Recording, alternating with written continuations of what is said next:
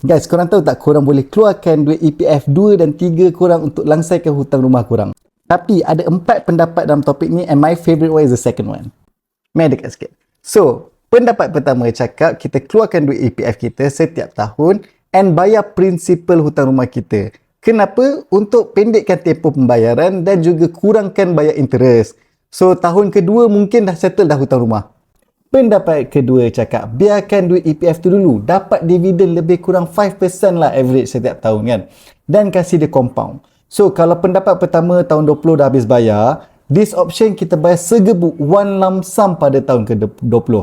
And bila time dah habis bayar tu, most likely you akan ada cash lebih dalam EPF account you.